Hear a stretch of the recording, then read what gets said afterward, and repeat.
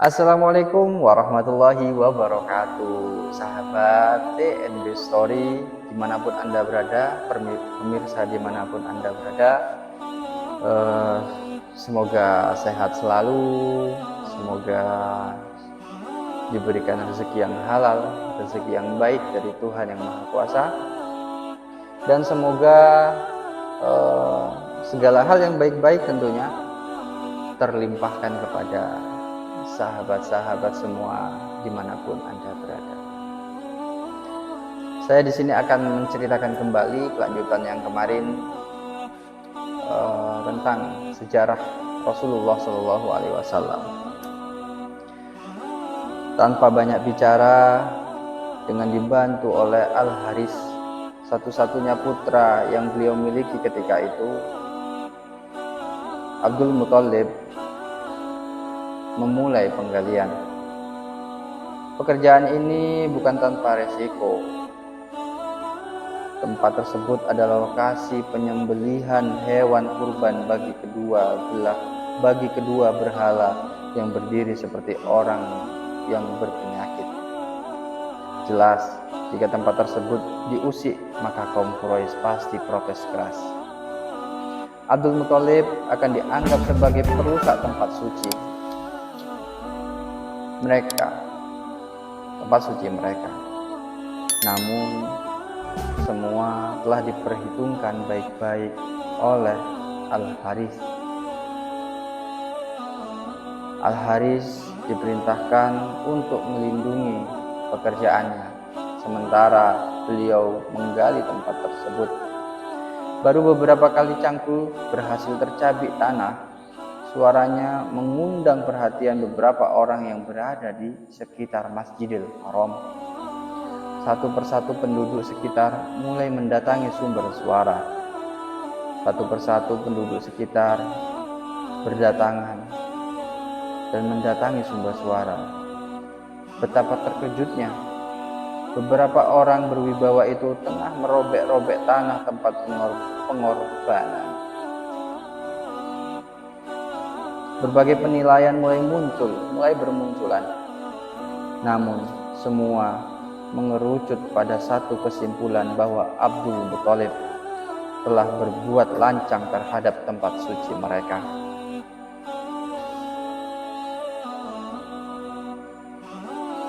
Setelah itu, tak ayal apa yang beliau lakukan, apa yang beliau takutkan, beberapa benar-benar terjadi. Masyarakatnya mengecam keras tindakan Abdul Muthalib dan meminta agar pekerjaan itu dihentikan.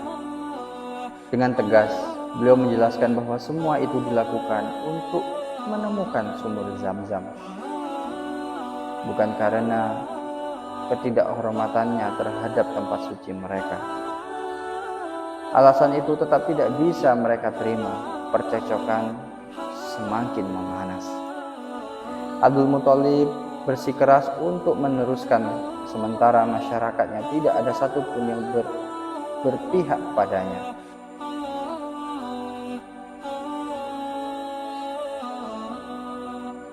Setelah itu, hari terus berlalu. Beliau benar-benar semakin merasa miskin dengan hanya mempunyai satu putra.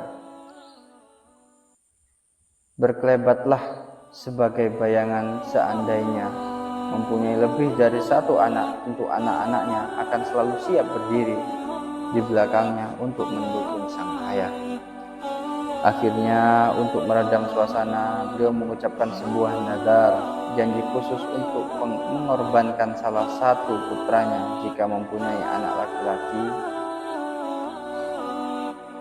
lebih dari 10. Dengan nazar ini sebenarnya beliau ingin menegaskan pada kaumnya bahwa apa yang dilakukannya demi keperluan mereka juga. Selain itu, nazarnya adalah bukti keseriusan beliau kalau penggalian di tempat itu bukan untuk melecehkan tempat suci tersebut.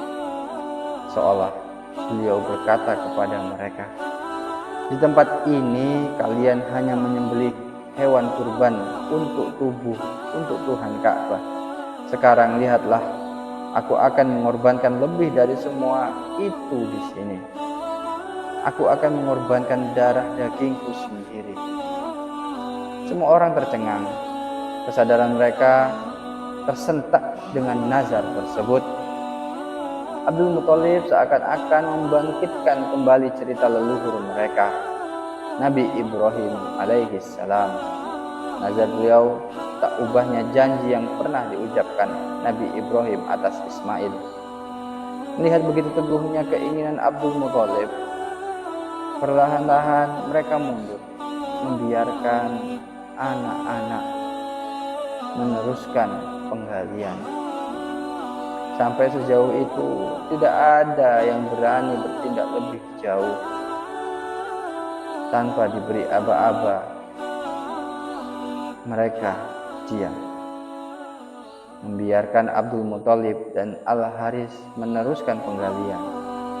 Kini mereka berdua bisa menggali dengan penuh hati. Bapak anak ini tidak peduli dengan berpuluh-puluh pasang mata yang terus mengawasi pekerjaan misterius tersebut. Di tengah-tengah penggalian, tanpa terduga Abdul Muthalib menemukan harta karun yang ditimbun kabilah Jurhum di dalam sumur Zam-Zam. Saat itulah hampir semua yang hadir, seluruhnya kaget, merasa mempunyai hak atas harta tersebut. Kericuhan mulai terjadi di setiap orang telah menjelma menjadi bidak-bidak catur yang dipermainkan nafsu.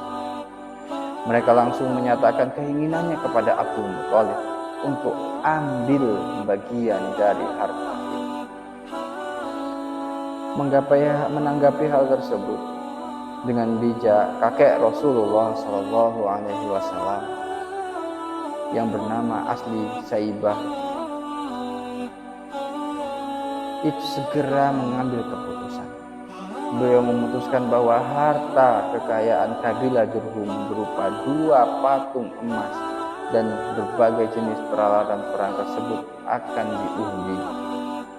6 buah bejana dipersiapkan, 2 bejana kuning untuk Ka'bah, 2 bejana warna dipersiapkan, 2 bejana kuning untuk Ka'bah, 2 bejana warna hitam untuk Abdul Muthalib, dan 2 buah lainnya yang berwarna putih untuk orang-orang Quraisy. Setelah diundi, ternyata 2 bejana kuning mengarah pada 2 patung emas, sehingga keduanya menjadi bagian Ka'bah. 2 bejana hitam mengarah pada 2 jenis alat perang, sehingga semua peralatan perang berhak menjadi milik Abdul Muthalib.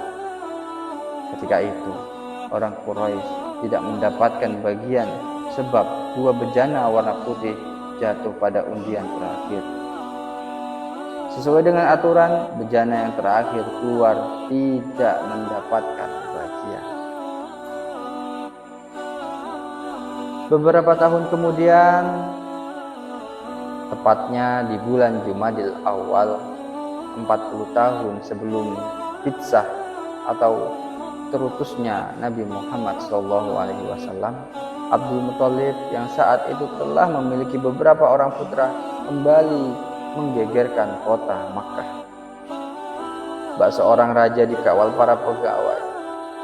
Beliau berjalan keluar yang begitu disegani di Makkah itu, berjalan tenang dan mantap. Namun wajah sang ayah jelas menampakkan kegelisahan.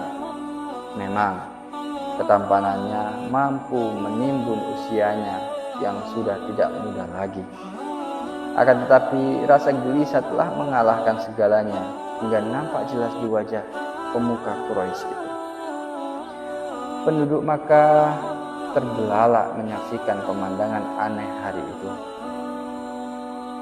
Mereka keluar rumah dengan penuh tanda tanya. Sehari sebelumnya, keluarga bangsawan kaum Quraisy ini telah melakukan pembicaraan serius perihal nazar yang telah diucapkan Abdul Muthalib.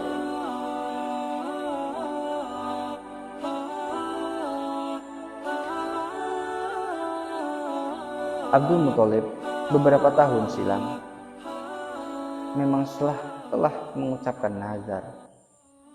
Mendengar hal itu, ke-10 putranya tercengang, tak percaya kalau ternyata setelah dewasa, salah satu dari mereka harus merasakan pedihnya sayatan pedang dari ayahnya. Sebenarnya urusan kematian bagi mereka bukanlah suatu hal yang menakutkan, apalagi jika harus mati di tangan ayah sendiri demi memenuhi nazarnya. Itu sama sekali bukan sesuatu yang harus ditakuti. Bahkan mereka beranggapan itu merupakan kematian yang cukup terhormat. Yang mereka takuti adalah menyaksikan kematian saudaranya sendiri tepat di depan mata tanpa dapat melakukan apapun baginya. Hal itu lebih pedih dari sabetan pedang beracun ke tubuh mereka. Baik sahabat TNB Story, bagaimanakah kelanjutannya nanti? Apakah Abdul Muthalib akan membunuh atau mengorbankan anak-anaknya, salah satu dari anaknya? Kelanjutannya, putra Abdul Muthalib benar-benar bingung dan memang layak untuk bingung. "Wahai ayah, apa yang harus kami lakukan?" tanya putranya ketika mendengar penjelasan beliau. "Tulislah nama-nama kalian pada anak panah." Dengan mantap ia menjawab. Mereka pun melakukan apa yang diperintahkan ayahnya. Keesokan paginya mereka keluar menuju Ka'bah untuk melaksanakan undian sebagai penentu siapa yang akan dikorbankan. Ketika mentari mulai memamerkan kemenangannya, mengusir gelapnya malam, keluarga yang telah diliputi kegelisahan tengah berdiri menguatkan diri menerima kekalahan untuk memenuhi nazar sang ayah. Bagi Abdul Muthalib, nazar tidak bisa diabaikan karena urusan ini berkaitan dengan Tuhan. Meskipun begitu, beliau merasa limbung ketika membayangkan seandainya yang harus dikorbankan adalah Abdullah, si bungsu kesayangannya yang kini ketampanannya sedang mekar. Untuk meneguhkan hatinya, beliau meminta agar juru ramal segera melakukan pengundian. Bagaimanakah hasilnya nanti? Setelah itu, masyarakat Mekah hanya mampu menatap ketika pemimpin mereka itu menyerahkan beberapa anak panah yang telah tertera nama-nama putranya. Anak panah telah berada dalam genggaman juru ramal. Semua mata menghijing, ingin menyaksikan siapa yang bakal keluar dari undian tersebut. Hati Abdul Muthalib tegang. Seandainya boleh memilih, mungkin lebih baik beliau menghadapi ratusan pasukan perang meskipun tanpa senjata daripada harus menunggu beberapa menit yang sangat mengerikan itu. Apalagi ketika beliau merasa pedih jika membayangkan Abdullah yang akan menjadi korban nantinya. Penantian itu serasa menyodorkan kepada diri sendiri ke mulut singa pada singa padang pasir yang tengah kelaparan. Saat kemudian undian segera dilaksanakan. Semua mata menatap, setiap hati tegang dan jantung siapapun berdenyut tak menentu seperti orang lomba baca puisi di pasar Ukaid yang lupa barisan-barisan katanya. Dan apa yang dikhawatirkan Abdul Muthalib menjadi kenyataan. Ternyata yang keluar dari hasil undian adalah Abdullah, putra kesayangannya. Seketika itu tubuh beliau seolah tercabut tulang-tulangnya.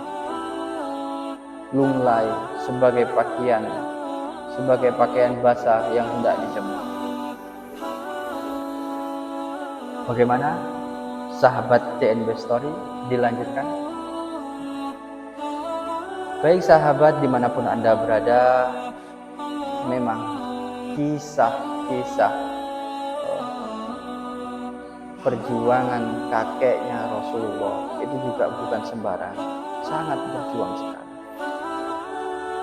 Maka nanti akan kita lanjutkan lagi ceritanya bagaimana kisah tentang Abdullah, kisah tentang Rasulullah akan kita selesaikan. Jikalau sahabat dimanapun Anda berada membantu kita untuk like, komen, subscribe, terlebih ikut memviralkan cerita ini, ikut membagikan cerita ini, link ini kepada teman-teman, karena cerita ini adalah cerita yang membangun cerita sejarah Rasulullah, Rasulnya kita semua umat Islam. Baik, TNB Story cukup sekian. Assalamualaikum warahmatullahi wabarakatuh.